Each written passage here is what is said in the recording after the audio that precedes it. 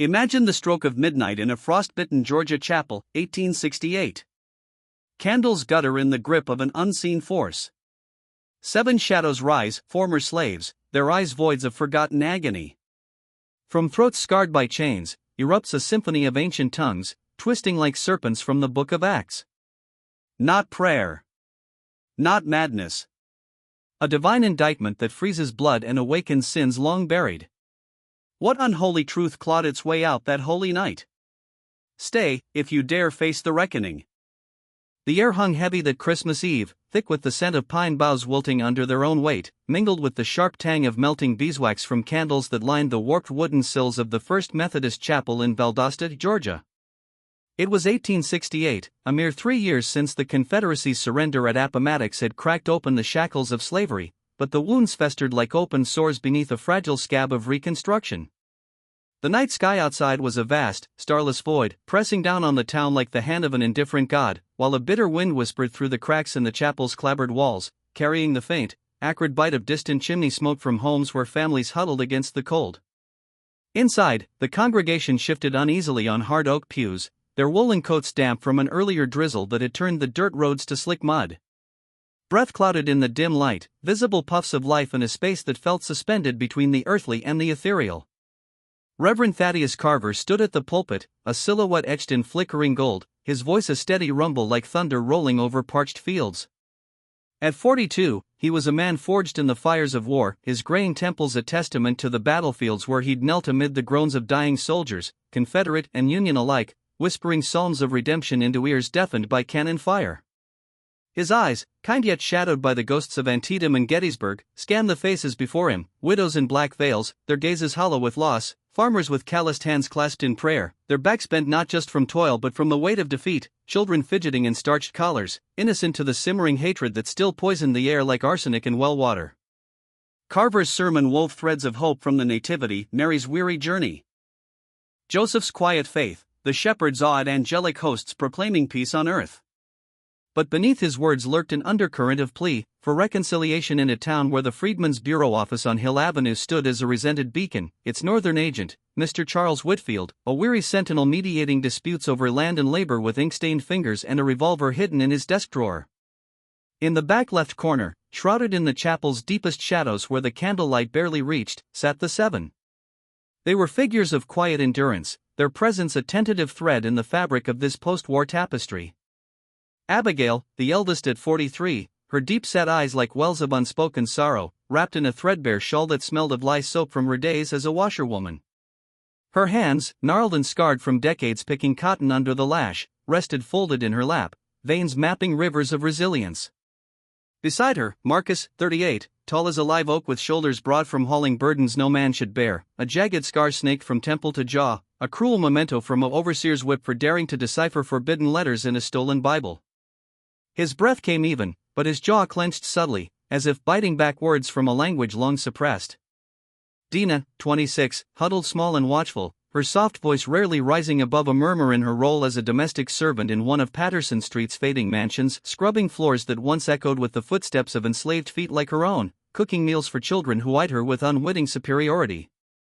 Samuel, 31, bore the burns of a blacksmith's forge on his forearms, dreams of his own anvil dashed by lenders who saw only the color of his skin. Now he mended fences and shoes with borrowed tools, his tight jaw a dam against floods of frustration.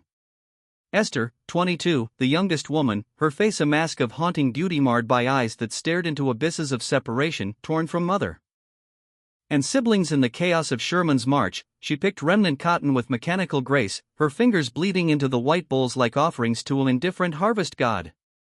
Jonah, 40, sat rigid, his role as plantation driver a betrayer in the eyes of his kin, enforcing the master's will with reluctant authority, leaving him isolated, a groundskeeper now among the dead in the town cemetery, where silence suited his burdened soul.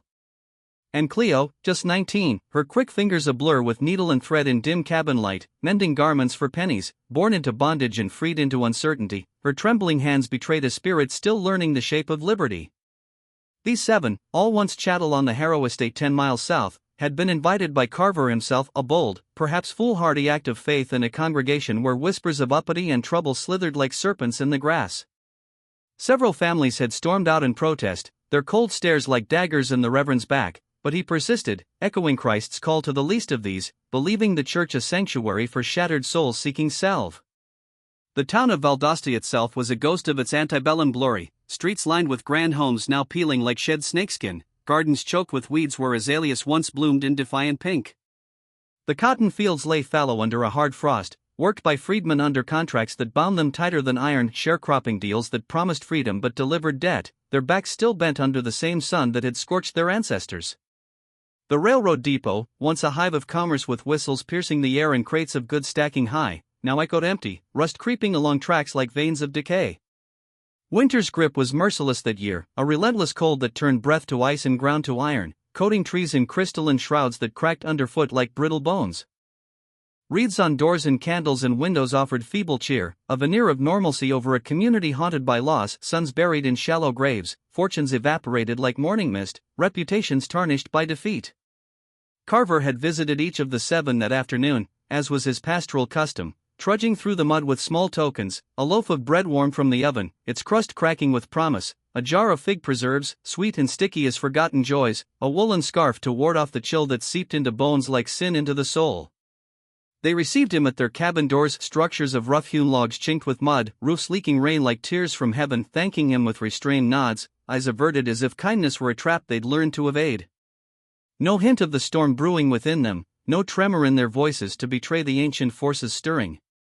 They were unremarkable, invisible threads in Valdosta's frayed cloth, attending services with heads bowed, slipping away like shadows at dusk.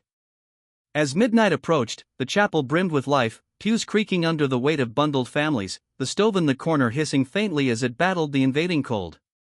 The air hummed with subdued murmurs, the scent of damp wool and pine resin creating a cocoon of sensory immersion.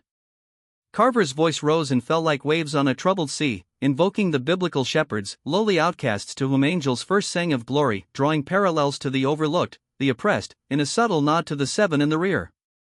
Some congregants bowed heads in piety, others shifted with skepticism, their faces illuminated in chiaroscuro by candle flames that danced as if alive, casting elongated shadows that twisted like tormented spirits on the whitewashed walls. Then, the church clock, a relic with brass hands scarred by time, struck midnight. 12 solemn chimes reverberated through the space, each toll a hammer on the anvil of fate, echoing longer than physics allowed, as if time itself paused to witness. Carver halted mid-sentence, a gentle smile creasing his face, acknowledging the birth of Christmas Day. But in that suspended silence, Abigail rose. Not with grace, but with the abruptness of a puppet jerked by invisible strings. Her body went rigid, spine straight as a judgment rod, hands clamping the pew ahead with white-knuckled fury. Eyes wide, unseeing, fixed on a horizon beyond mortal sight, perhaps the veil between worlds, where sins of the fathers screamed for reckoning. Her mouth parted, and from it spilled not words, but a torrent of syllables, guttural and primordial, like echoes from Babel's tower or Pentecost's flames. Amakosi NYU as FO. The sounds coiled through the air, rhythmic as a heartbeat from the earth's core, ancient as the curses in Deuteronomy, where God warns of voices from the dust rising against the oppressors. The congregation stiffened, spines tingling with primal dread, as if the chapel's foundation shifted beneath them. Candles sputtered, flames leaning sideways in a windless gust, shadows leaping like demons unchained. Before gasps could form, Marcus surged upright beside her, his deep timbre joining in flawless harmony, the scar on his face seeming to pulse in the erratic light. Then Dina, her soft voice weaving in like a lament, Samuel, his blacksmith's bellow adding depth, Esther, her haunted eyes glazing over as notes of loss infused the chant, Jonah, his isolated soul finally merging in collective release, Cleo, her youthful tremor transforming into resonant power. They stood as one, 7 vessels of divine fury, voices interlocking in a chorus that vibrated the rafters, hummed in the pews, resonated in chests like the trumpets of Jericho bringing down walls of injustice. It was no babble, no chaotic glossolalia of hysteria, but a structured invocation, patterns repeating like psalms of retribution, rising in crescendos that evoked the plagues of Egypt, where slaves' cries summoned heavenly wrath. Syllables twisted, harsh consonants clashing like chains breaking, vowels elongating like wails of the damned. The air grew thick, oppressive, scented now with an undernote of ozone, as if lightning brewed indoors. Empathy swelled in the onlookers' hearts for these broken souls, yet dread clawed at throats, curiosity mingling with terror at this spiritual upheaval, a chilling reminder of biblical tongues as signs of judgment, not just grace. Reverend Carver's hand froze mid-gesture, color leaching from his face like blood from a wound, his chest tightening as if gripped by the hand of God himself. A woman in the third row, Mrs. Eliza Hawthorne, her lace collar trembling, let out a piercing scream, shattering the trance momentarily. Bodies jolted, some half rising in panic, eyes darting between exits and the spectral seven. But most remained rooted, mesmerized by the hypnotic rhythm, reflections stirring. Was this the Holy Spirit descending as in Acts 2, flames of fire on tongues of men? Or a darker echo, sins of slavery manifesting as demonic utterance, a psychological scar bursting forth in collective trauma? The chant built, insistent, louder, pressing against eardrums like waves crashing on judgment's shore, harmonics shivering glass in the windows. For nearly 2 eternal minutes, it persisted, an eon in that sanctified pressure cooker, building to a peak where voices blended into a single, thunderous entity, evoking Ezekiel's valley of dry bones rattling to life, demanding justice. Then, abrupt as a guillotine's fall, silence. The seven descended in unison, movements fluid as if puppeteered by the divine, sinking back to their seats with blank faces, eyes slowly refocusing like dreamers awakening from prophetic visions. The quiet that followed was profound, a void-sucking sound from the world, broken only by muffled sobs from the front. Mrs. Hawthorne again, her hands clutching a handkerchief stained with tears of fear and awe. No one stirred at first, the chapel a tableau of frozen humanity, candles steadying their flames, pine scent cloying now like incense at a funeral.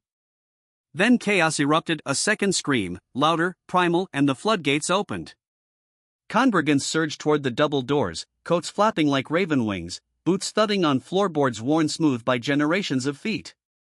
Families shoved, children wailed, the night air rushing in cold and cleansing as they spilled into the frost-kissed street, Christmas forgotten in the grip of supernatural dread. Within moments, the space emptied, leaving echoes of panic hanging like smoke.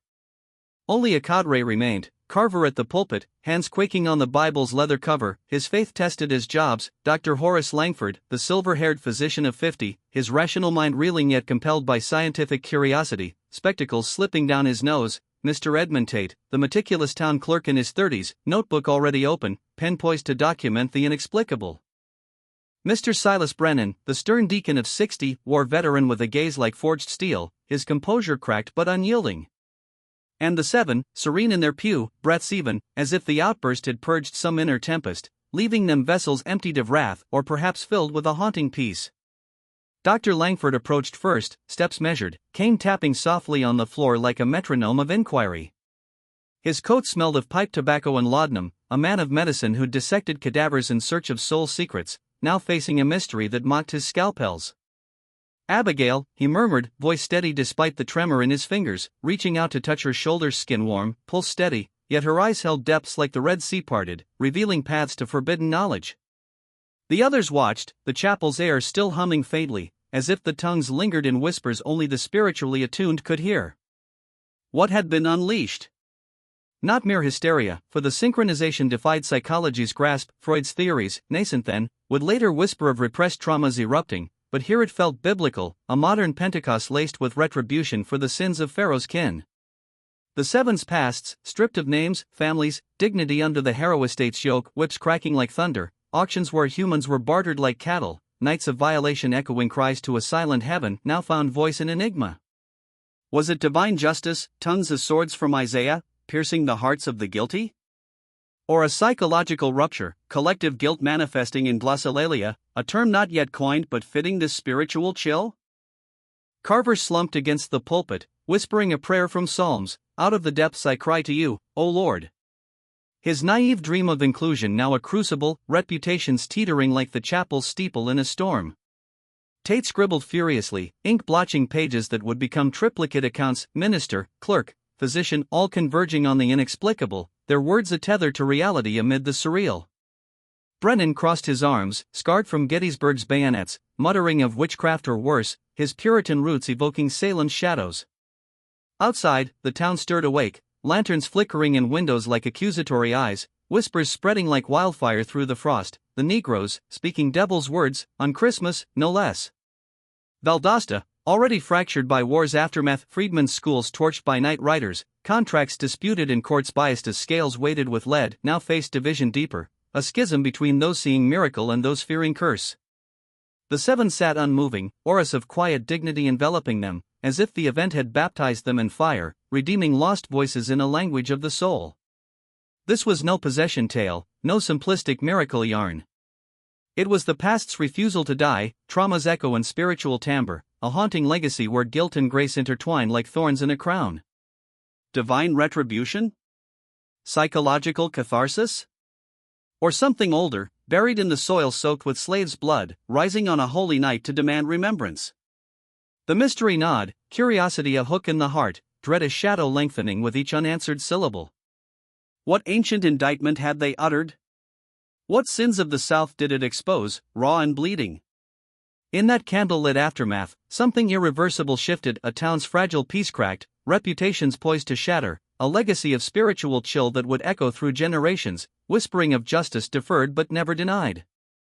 As the first hints of dawn bled through the chapel's east window, staining the floor in crimson like sacrificial blood, the witnesses conferred in hushed tones.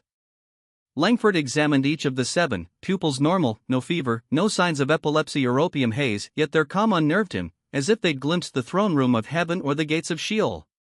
Tate's notes filled pages, descriptions of the chant's rhythm, witnesses' reactions, the exact time 12:03 to 12:05, an infernal precision. Brennan paced, Bible in hand, quoting Acts, and they were all filled with the Holy Ghost, and began to speak with other tongues. But his voice faltered, for this felt less like gift, more like judgment on a nation built on stolen lives. The 7 rose eventually, movements synchronized still, though subtly now, filing out into the cold without a word. Abigail paused at the door, turning back with eyes that pierced Carver's soul. The Lord remembers, she whispered, voice her own yet laced with echo. Then they vanished into the night, footsteps crunching frost like bones underfoot, leaving the chapel emptier, the air heavier with unspoken prophecy. Valdosta would never be the same. Rumors swelled like storm clouds. Some claimed the tongues cursed the town, foretelling droughts and failures, others saw it as redemption's dawn for the oppressed. Families divided, brothers against brothers, as in the war, reputations destroyed in accusations of sorcery or sympathy. Carver's congregation dwindled, his sermons now laced with doubt, questioning if God's grace extended to the guilty. The mystery endured, words undeciphered, a spiritually chilling enigma. What did they say? A prayer for healing? An accusation against the masters? Or a biblical curse echoing Exodus, where the oppressed rise with voices like thunder? In the quiet hours that followed, as snow began to fall rare in Georgia, like manna from heaven, the town reflected. Empathy for the 7 bloomed in some hearts, dread in others, curiosity driving whispers into legend. This Christmas Eve, holiness met horror, sin clashed with salvation, leaving a legacy of divine unease. Stay with us, for the strangeness deepens, threads of fate unraveling into a tapestry of eternal questions. Subscribe, hit the bell, don't let the past's voices fade unheard. The chapel's silence was a living thing, thick and oppressive, wrapping around the remaining souls like a shroud woven from the night's frost.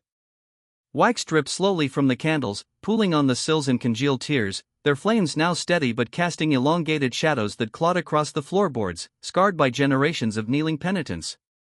The scent of pine lingered, cloying and sharp, mingled with the metallic tang of fierce sweat and the faint, acrid bite of extinguished panic.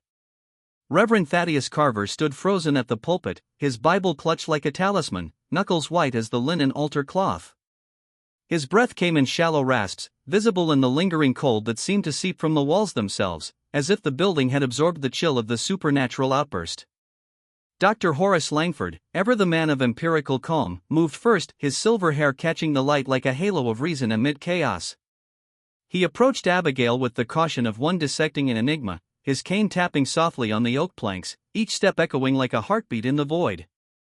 Kneeling beside her, the doctor's knees creaked against the hard wood, his coat brushing her threadbare skirt. He took her wrist gently, fingers pressing into skin roughened by years of labor, feeling for the pulse that thrummed steady and unyielding, a rhythmic assurance of life amid the uncanny. Her eyes, deep-set pools of endured sorrow, met his, pupils contracting normally under the flickering glow, no dilation of opium or fever's haze. "Abigail," he murmured, voice low and measured, like a physician coaxing truth from a reluctant patient, "can you hear me?" She blinked slowly, lashes casting shadows on cheeks etched with fine lines of hardship, as if emerging from the depths of Lethe. Confusion clouded her gaze, a fog lifting from a biblical vision. "Yes, sir," she whispered, voice soft as a prayer whispered in the dark. And where are you, Abigail? In the chapel, sir. Her brow furrowed, a crease deepening like a furrow in fallow earth. What just happened? Do you recall? She paused, searching inward, her free hand trembling slightly as it rose to her temple. We were listenin' to the Reverend's words on the Nativity, then nothin'. Like a curtain droppin' over my mind. I don't remember, Doctor. Nothin' at all. Langford nodded, releasing her wrist with a pat that aimed for reassurance but felt hollow in the charged air.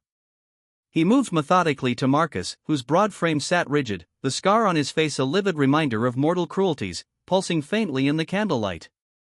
The examination mirrored the first, pulse even, breathing deep and controlled, eyes clear as a prophet's after revelation. Marcus, do you know what occurred? The man shook his head slowly, his deep voice rumbling like distant thunder. No, sir. One moment, the sermon, then this. On to Dina, her small form huddled like a sparrow in winter, voice a fragile thread, no memory, no ailment. Samuel's calloused hands, marked by forge burns like stigmata of toil, clenched briefly before relaxing, no recollection. Esther's haunted eyes, distant as one gazing into the abyss of lost kin, yielded the same void. Jonah, isolated even in company, his groundskeeper's solitude etched in his posture, denied any awareness. Cleo, youngest and most tremulous, her fingers twitching as if still threading invisible needles, whispered her amnesia with wide-eyed innocence.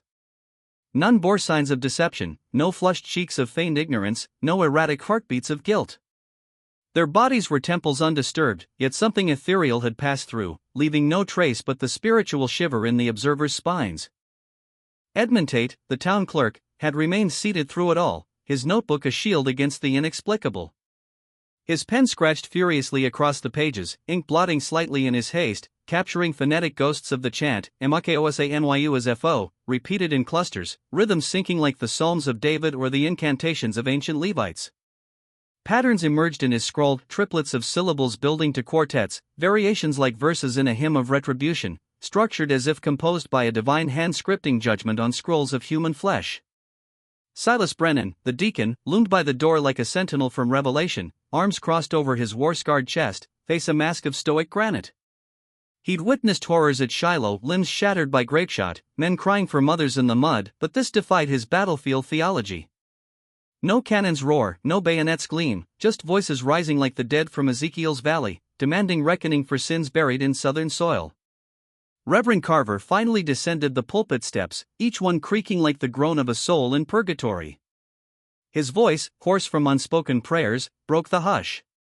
Are you all well? Do you feel any pain, any affliction? The seven exchanged glances, a silent communion born of shared exile.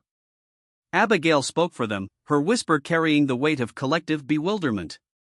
We're sorry, Reverend. We didn't mean to bring this upon the house of God. We feel fine, but we don't know what came over us. Carver's hand reached out, hovering as if afraid to touch vessels of the divine or the demonic. You disrupted nothing that wasn't meant to be stirred. He said, words echoing hollow in his own ears, laced with doubt. The Lord works in mysterious ways, perhaps this was his voice. But their eyes betrayed fear, mirrors of his own uncertainty, pupils reflecting the chapel's shadows, where guilt and grace wrestled like Jacob with the angel. They rose slowly, movements still faintly synchronized, as if threads of that unearthly bond lingered. Coats and scarves were gathered, worn fabrics smelling of wood smoke and lye, and they filed out into the night, footsteps crunching on frost like brittle bones under divine heel. The cold embraced them, wind howling through bare branches like lamentations from Lamentations, carrying whispers of judgment on a town steeped in the blood of the oppressed. The four men remained, islands in the empty sea of pews, silence pressing like the hand of God weighing sins. Langford broke it first, voice steady but eyes darting to Tate's notes. In all my years of medicine, I've never encountered such unity in anomaly. Tate nodded, flipping pages with ink-stained fingers. Nor I. But mark this, it wasn't chaos. Patterns, reverent like a tongue from Babel, reformed for purpose. Intention. Brennan snorted, his breath fogging the air. Intention? You imply plot? These people scheming in our sanctuary? Tate met his gaze levelly. I imply nothing but what ears heard, structure, as in sacred texts, where words carry power to heal or curse. Carver sank onto a pew, head in hands, fingers threading through graying hair like a crown of thorns. What do we tell them? The town, how do we frame this without igniting hellfire? No answer came, only the pop of a candle wick, flame guttering as if the spirit fled.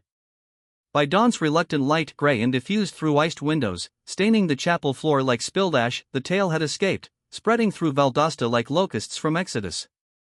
Whispers in kitchens over cold hearths, murmurs in the general store amid shelves of meager goods. Tales twisted in the blacksmith's forge where hammers rang like accusations.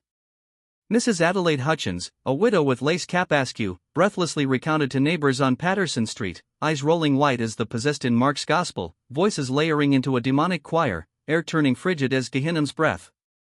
Jeremiah Cole, shopkeeper with apron stained from hasty flight, swore by his ledger, drums thundering from beneath the earth, pagan rhythms summoning ancestors' wrath. Harriet Dawson, the rational schoolmarm, confided to her sister over tepid tea, a presence, heavy as sin's yoke, crawling over skin like the plague's boils, heart-pounding as David's before Goliath.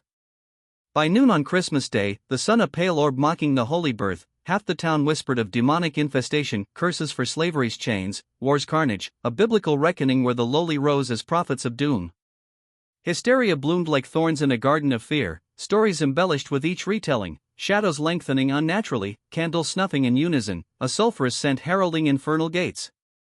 2 days later, Carver convened a town meeting in the courthouse, a brick edifice squat and stern, its hall packed with bodies reeking of unwashed wool and anxiety, lanterns swinging like censers in a rite of exorcism.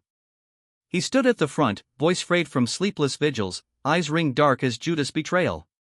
What we beheld was extraordinary, he intoned, choosing words like steps on thin ice. Not evil, I believe, but a cry from wounded souls, trauma manifesting, grief given voice, as in the Psalms where the afflicted pour out their lament.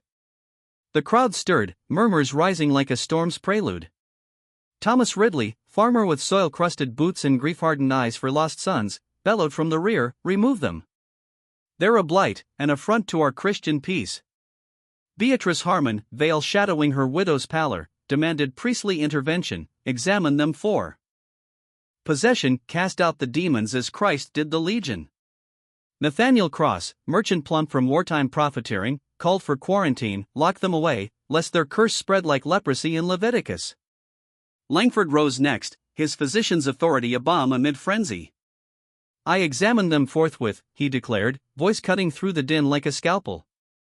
"No fever, no toxin, no guile. Vital signs as steady as a metronome."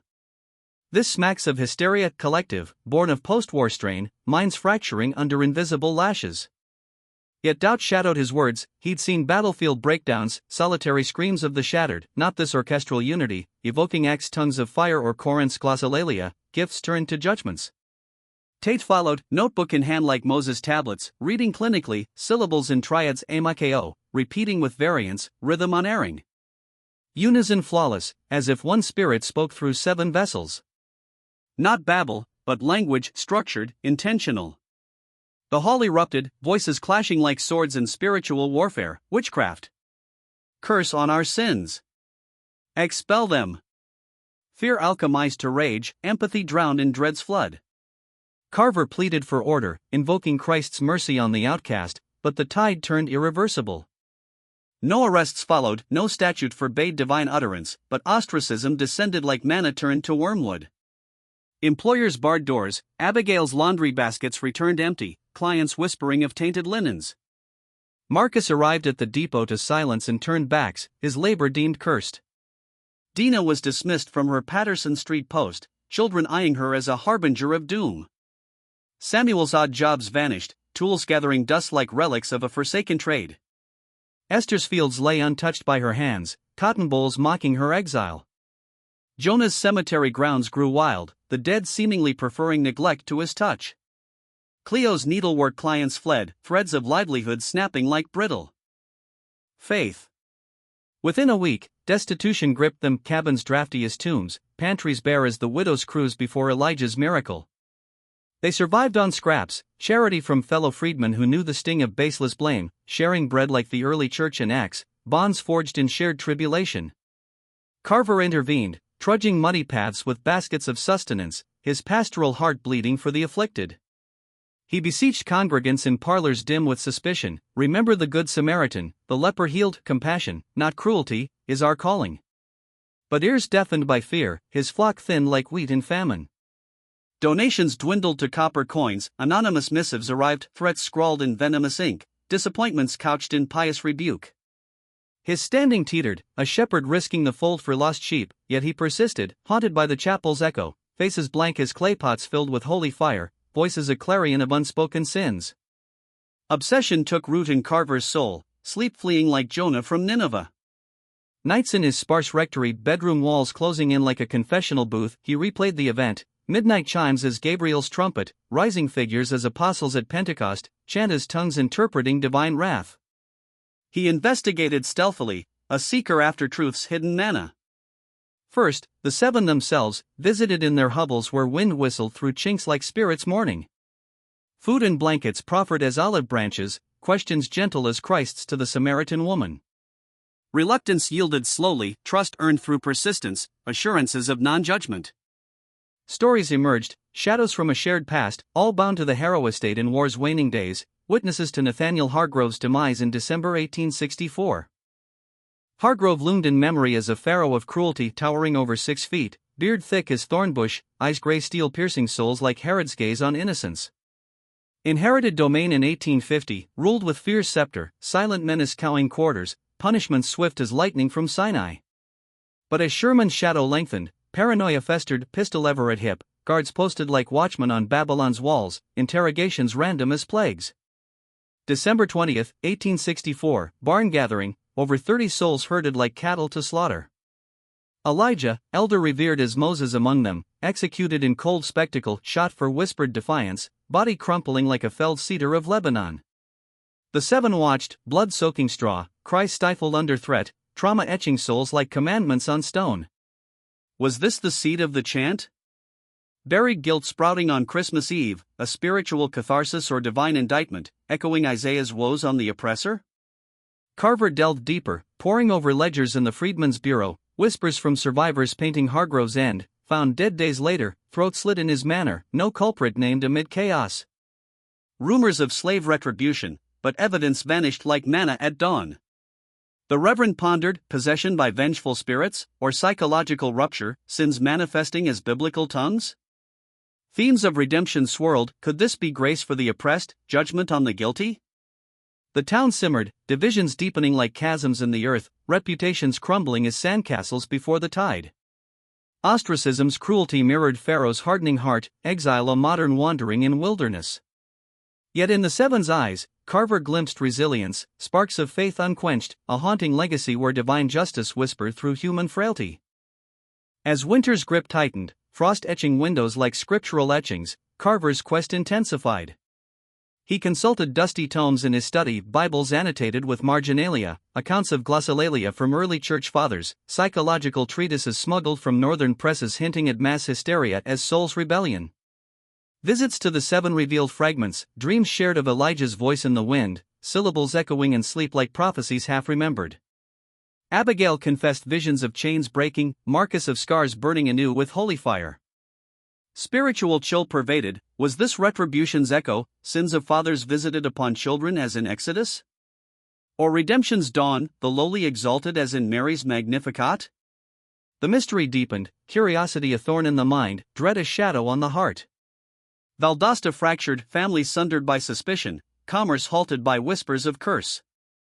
Carver's sermons, once balm, now probed wounds. What if this was God's voice through the voiceless, calling us to repent?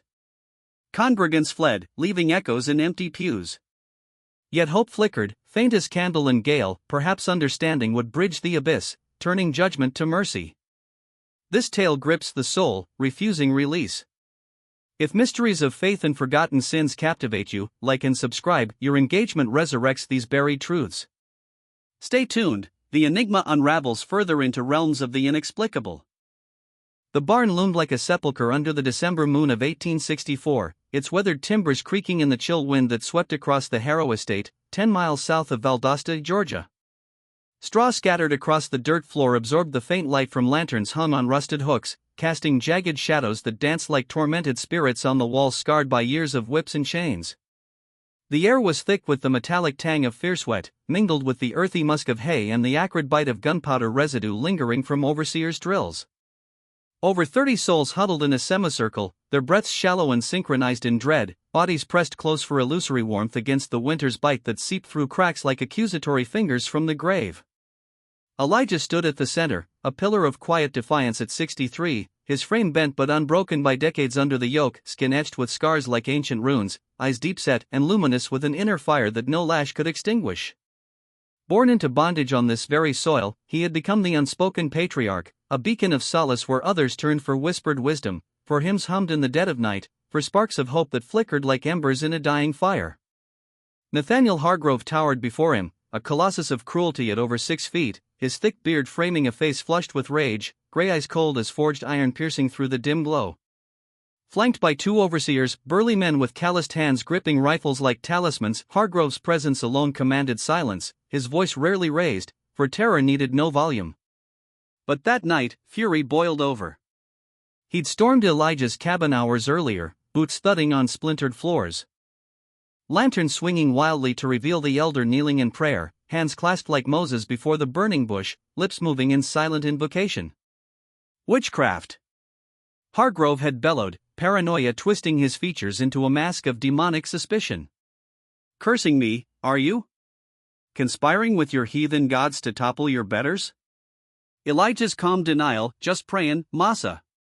Askin' the Lord for strength, fell on ears deafened by fear, a fear born of the encroaching Union drums echoing from Sherman's march, whispers of rebellion rustling through the quarters like dry leaves before a storm.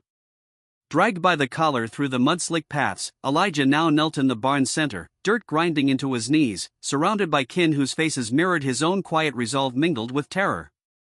The 7 were among them: Abigail, her deep-set eyes welling with suppressed grief; Marcus, scar throbbing as if sensing impending violence; Dinah, small and watchful, breath-catching; Samuel, fists clenched like hammers; Esther, haunted gaze fixed on the elder as a father figure lost; Jonah, isolated even in the crowd; Cleo, young fingers twisting in her skirt. Hargrove raised his pistol, barrel gleaming oily in the lantern light, the click of the hammer echoing like judgment's gavel. "Let this be your lesson," he snarled, voice flat as a grave slab. "Your prayers are dust. Your God? Powerless here. I am your Alpha and Omega." The shot cracked, a thunderclap ripping the night, Elijah's body jerking forward, crumpling into the straw, blood blooming dark and viscous, pooling like sacrificial wine on altar stone. Silence swallowed the echo, no cries daring to escape throats constricted by years of conditioning. Eyes averted, bodies rigid, the crowd stood as statues in a garden of despair, Hargrove holstering his weapon with mechanical calm, turning on his heel. "Back to your holes," he commanded the overseers, who prodded the assembly with rifle butts, herding them into the cold like cattle marked for slaughter. 3 days later, dawn's gray light filtered through the plantation house's shattered windows, now a charred husk in memory, but then still standing proud amid overgrown fields. Hargrove was discovered in his study, slumped over a desk cluttered with ledgers of human inventory, quill dropped mid-scrawl. Dr. Horace Langford, summoned hastily on horseback, examined the body, overweight frame splayed awkwardly, mouth agape in a silent scream, eyes bulged wide as if beholding horrors from the pit. No wounds, no poisons. Pallor. Official verdict: heart attack, plausible given the man's excesses, the whiskey decanter half empty, the stress lines etched deep as furrows in fallow earth. Yet whispers slithered through the quarters like serpents in Eden, position unnatural, as if clotted by invisible hands, face twisted in abject terror, veins bulging like ropes of judgment, no struggle, yet an aura of unearthly dread clinging to the room, scented faintly with ozone, as if lightning had struck indoors. Elijah's prayers reached higher, some murmured in the dark, evoking biblical retribution: Pharaoh's firstborn slain, Herod devoured by worms. Forces unseen, disrespected, now avenged. But chaos engulfed the estate. Sherman's bluecoats arrived 2 days hence, torches claiming the big house in flames that roared like divine fury, freeing the enslaved in a whirlwind of emancipation. They scattered, northward dreams or local scraps, memories of that interim blurred, erased by minds shielding against the abyss. Reverend Thaddeus Carver, 4 years on in 1869, refused coincidence's veil. Sleepless nights in his rectory, candle guttering low, shadows twisting on walls like accusing fingers, he replayed the Christmas Eve enigma, 7 rising as 1, voices a chorus of ancient indictment, chapel air thickening with spiritual weight. Connections crystallized, trauma's tendrils linking barn to pew, Elijah's silenced prayer echoing in glossolalia. Why now? Why? Cattle marked for slaughter. 3 days later, dawn's gray light filtered through the plantation house's shattered windows, now a charred husk in memory, but then still standing proud amid overgrown fields. Hargrove was discovered in his study, slumped over a desk cluttered with ledgers of human inventory, quill dropped mid-scrawl. Dr. Horace Langford, summoned hastily on horseback, examined the body, overweight frame splayed awkwardly, mouth agape in a silent scream, eyes bulged wide as if beholding horrors from the pit. No wounds, no poisons. Pallor. Official verdict, heart attack, plausible given the man's excesses, the whiskey decanter half empty, the stress lines etched deep as furrows in fallow earth. Yet whispers slithered through the quarters like serpents in Eden, position unnatural, as if clotted by invisible hands, face twisted in abject terror, veins bulging like ropes of judgment, no struggle, yet an aura of unearthly dread clinging to the room, scented faintly with ozone, as if lightning had struck indoors.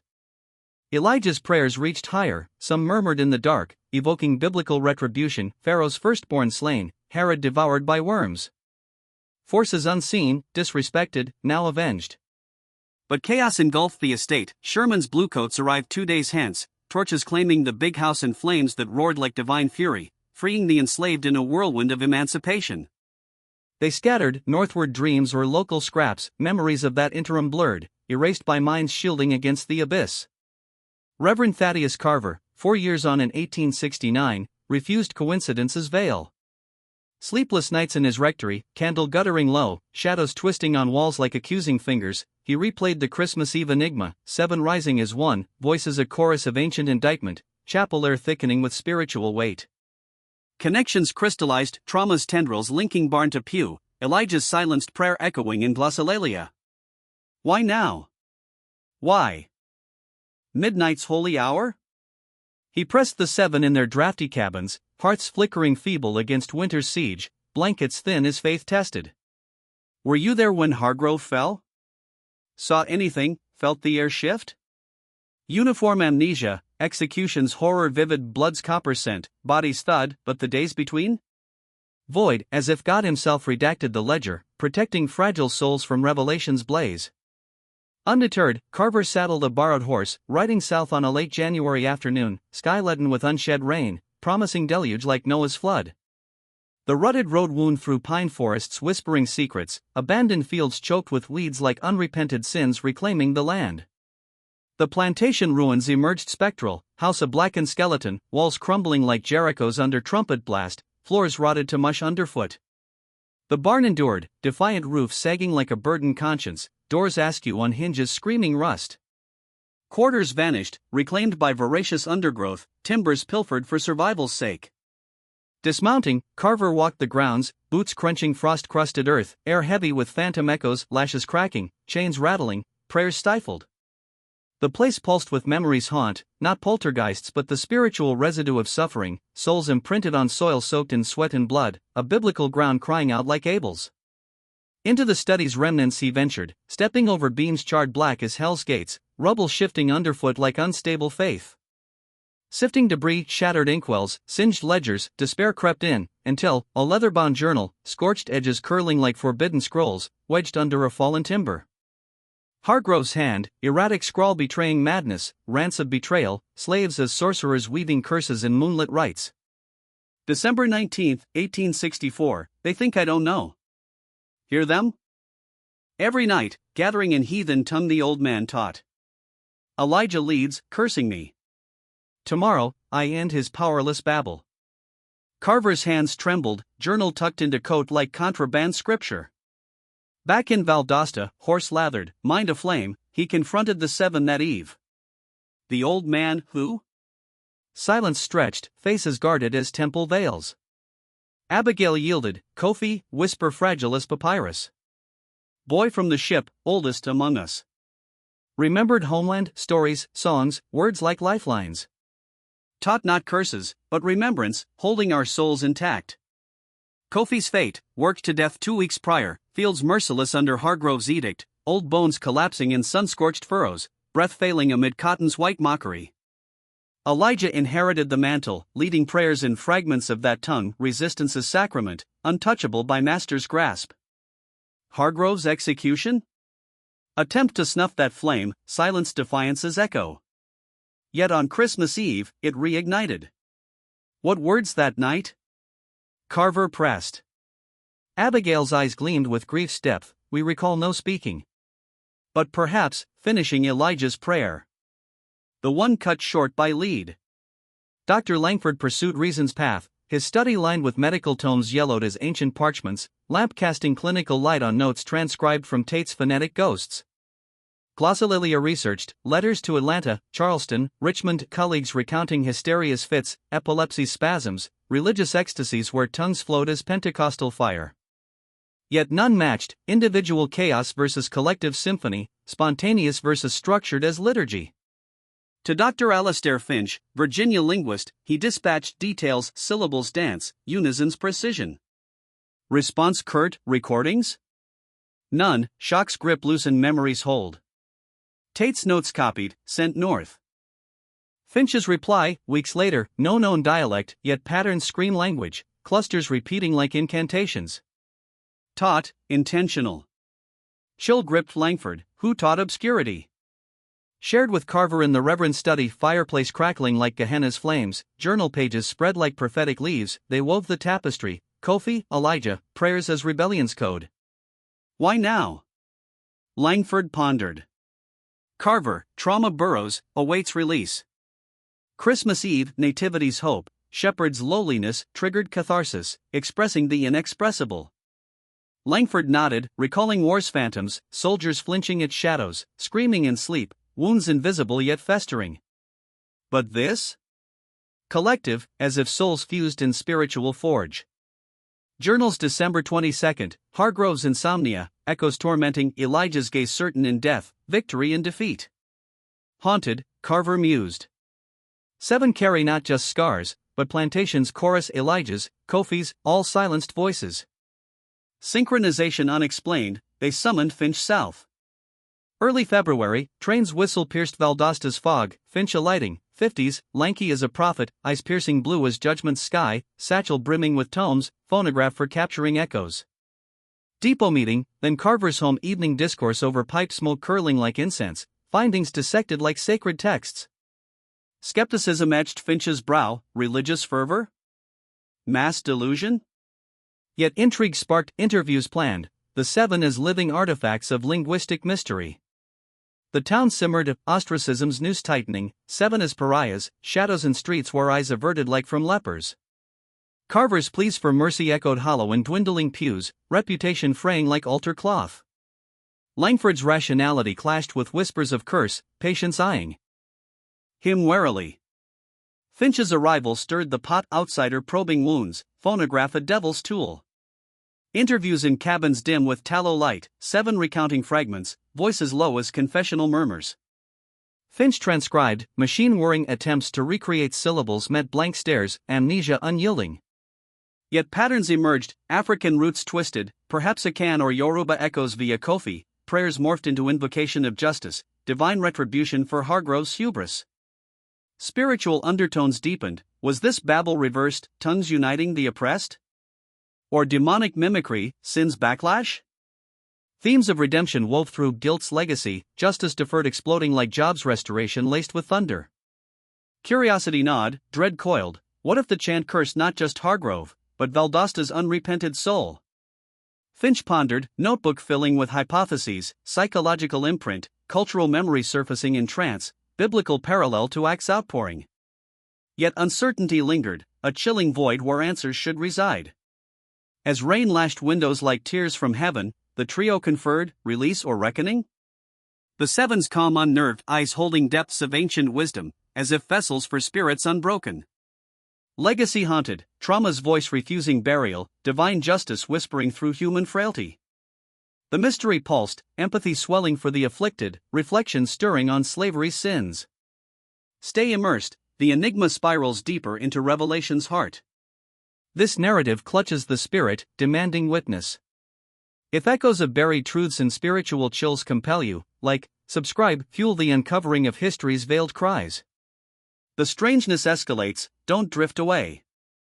The study in Reverend Thaddeus Carver's modest home felt like a sanctuary suspended in time, its walls lined with leather-bound Bibles and yellowed sermons, the air heavy with the scent of aged paper, pipe tobacco, and the faint, lingering pine from winter branches still adorning the mantel. A single oil lamp cast golden pools of light across the scarred oak table, shadows flickering like restless spirits on the faces of the three men gathered there in early February 1869. Dr. Alastair Finch, the linguist from Virginia, sat rigid in his chair, tall and angular, his sharp blue eyes scanning the pages of Edmund Tate's phonetic notes with the intensity of a scholar unearthing lost scripture. Hargrove's scorched journal lay open beside them, its erratic scrawl a testament to paranoia and cruelty, pages curling like withered leaves in autumn's grasp. Carver and Langford watched him silently, the weight of months pressing on their shoulders, the chapel's midnight upheaval, the town's fracturing fear, the Seven's quiet suffering like open wounds in the community's soul. Finch had arrived skeptical, his career marked by debunking charlatans, hysterical mediums babbling nonsense, fraudulent revivalists mimicking tongues for spectacle.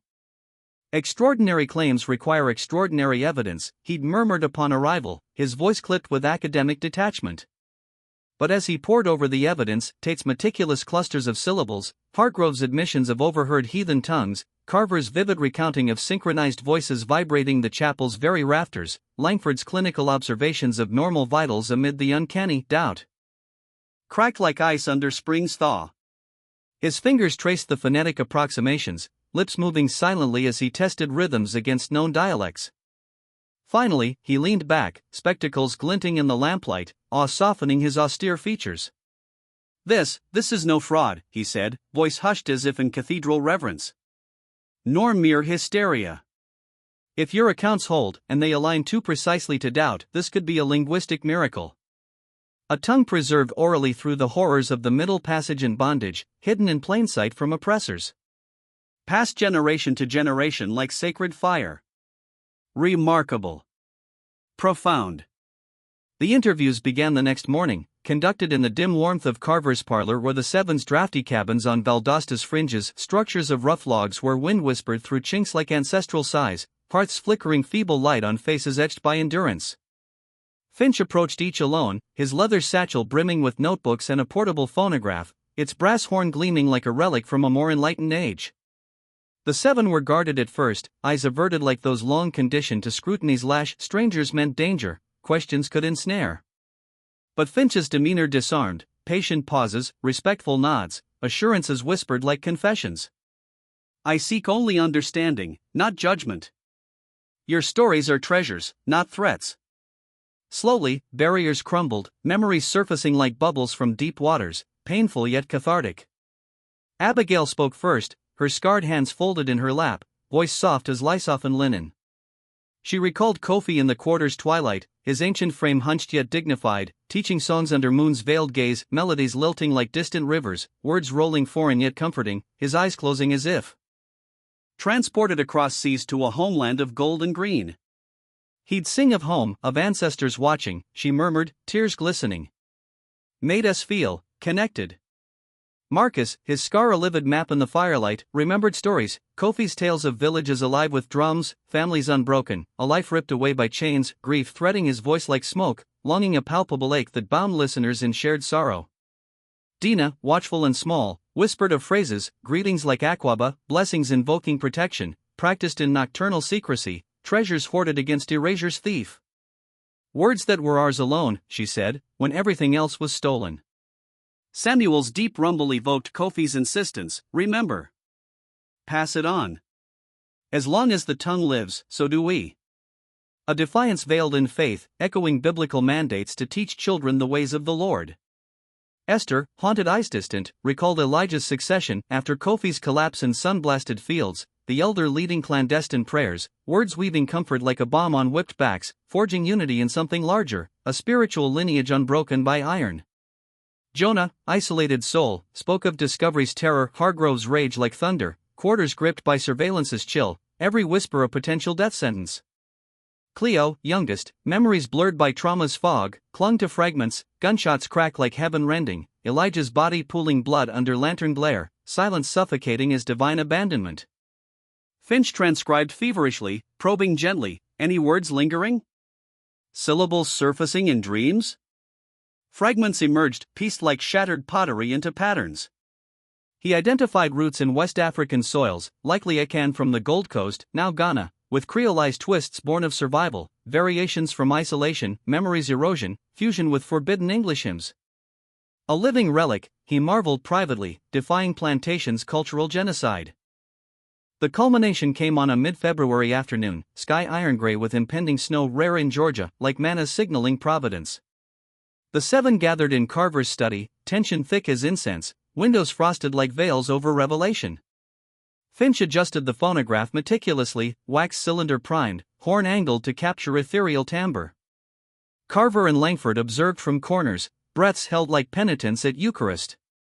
Close your eyes, Finch guided softly. Return to Christmas Eve, the chapel's chill, midnight chimes, the surge within. Let memory flow, unafraid. Silence stretched, eternal as exiles wait. Breaths synchronized unconsciously, hands trembling faintly.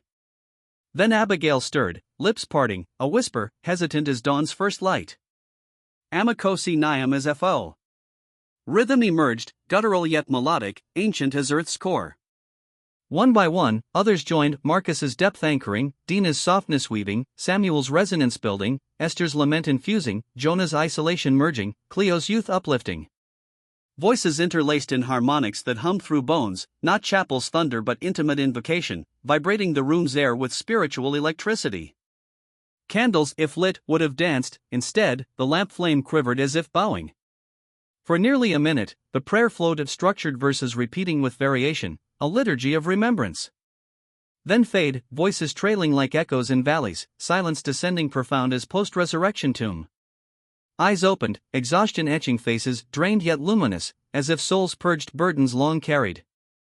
Finch replayed the cylinder immediately, scratchy yet miraculous voices emerging from the horn like ghosts summoned, comparison to Tate's notes confirmed identity, patterns aligning as prophetic fulfillment.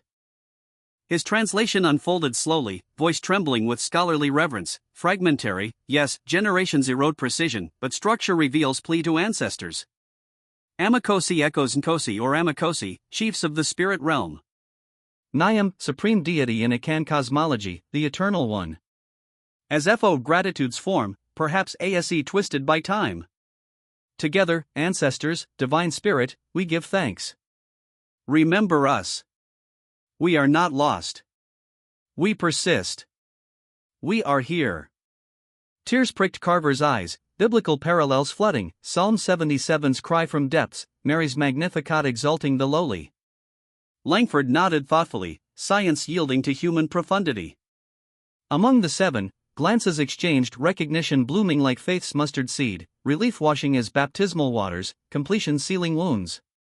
Not curse, Finch emphasized softly. Nor demonic possession. A declaration, resistance incarnate. Honoring Kofi, Elijah, countless silenced. Refusal of erasure, cultural soul asserting immortality. The public lecture at the courthouse followed, hall half-filled, many boycotting, minds calcified in fear's mortar. Finch presented evidence, journal excerpts, phonograph demonstration, scratchy prayer evoking chills, linguistic charts mapping roots. Reactions splintered, some embraced rationality, trauma's release, cultural preservation, no malevolence, relief softening hearts, a few extending tentative olive branches. Others clung to supernatural dread, possession's specter, curse's shadow, ostracism persisting like unrepented sin. Yet seeds sown, a minority shifted, viewing the seven as survivors, not threats, jobs offered discreetly, dignity restored in whispers. Carver's chapel endured, congregation trickling back, drawn by his unyielding compassion, sermons now laced with deeper grace, divine in the marginalized, redemption through suffering's voice. The seven attended faithfully, back pews their quiet throne, presence a living sermon. Langford's paper, published in a northern medical journal, ignited debates, trauma's collective manifestations, memory's depths, praised as pioneering, dismissed by skeptics, yet etched in annals as psychological enigma. Finch returned north, recordings and notes fueling correspondence with global scholars, African linguists, European anthropologists, tracing fragments to Ashanti or Fanti origins, contributing to nascent awareness of diasporic heritage's resilience. The seven rebuilt, brick by resilient brick. Stigma lingered like frost on spring soil, but survival's ingenuity prevailed. Abigail's laundry baskets filled again, hands moving rhythmically, mind cradling words as sacred relics. Marcus labored at a sawmill, strength forging savings toward landed dreams of roots deeper than any master's claim. Dina found refuge with Quakers, kindness a balm, normalcy a gift unmarred by questions. Samuel Smithy rose on town's edge, hammers ringing like liberty's bell, clientele growing on merit's forge. Esther wed and fled to neighboring haven, fresh start blooming away from judgmental gazes. Jonah tended graves in solitude's embrace, dead offering judgment-free company. Cleo's needle danced, artistry transcending prejudice, commissions trickling from those seeing talent over tale. Bound eternally, they met secretly, cabins aglow with tallow, voices low in Kofi's tongue, prayers honoring past, defying oblivion. Understanding eluded fully why that night, that unison, yet significance resonated, divine timing, trauma's catharsis, ancestors' nudge on Nativity's Eve, when lowly shepherds heard heavenly hosts. Carver visited steadfastly, ears open to stories, heart pondering mysteries. His private journal filled, reflections on faith tested and tempered, suffering's alchemy into resilience, voices as resistance stripped of all yet clutching identity's core, echoing Exodus, let my people go, in alien syllables. The divine speaks through unexpected vessels, he penned, reminding us redemption blooms in margins, grace in groans. Valdosta healed superficially, war's scars fading under reconstruction's uneasy patchwork, new crises eclipsing old. The event morphed into legend, whispered ghost story, cautionary tale, or forgotten footnote. Records endured, Tate's notes archived, Langford's article bound, Finch's analyses scattered in academia, Hargrove's journal a dark artifact. Deaths came gradually, Abigail 1891, peaceful in sleep, Marcus 1895, land finally his, Dina 1898, surrounded by Quaker friends, Samuel 1901, anvil silent, Jonah 1903, among graves, Cleo 1907, needle stilled. Secrets interred with them, yet echoes lingered. The chapel stands renovated on Ashley Street, pews modern, lights electric, congregation diverse. But on silent nights, empty and echoing, some swear faint whispers rise, syllables ancient, harmonious, affirming. Not haunting, but holy reminder, past refuses burial, silenced voices resurface in divine persistence. Was it psychology's eruption, cultural memory's surge, or something transcendent, God's breath through fractured vessels, justice's whisper against oppression's roar? Unanswerable, perhaps intentionally, wonder's value in the seeking, empathy in the listening. On that Christmas Eve 1868, seven spoke for multitudes, Kofi torn from Ghana's shores, Elijah felled in Barnes' dirt, ancestors chained across oceans. In unison, they declared, we remember. We thank. We endure. We are here. Ensuring no erasure complete, no voice fully quelled, a legacy of spiritual defiance, biblical in depth, human in triumph. The mystery endures, a chilling yet uplifting enigma, divine retribution veiled as remembrance, redemption through reclaimed tongue. In quiet reflection, we hear its still call to honor the overlooked, confront unrepented sins, celebrate resilience's quiet roar. This story stirs the soul, demanding remembrance. If it moved you, sparked wonder, empathy, reflection, share it widely. Histories like these deserve eternal voice. For more buried mysteries unearthed, mysteries blending faith, trauma, and unbreakable spirit, subscribe, notify, join the uncovering. The past whispers, we'll ensure it's heard.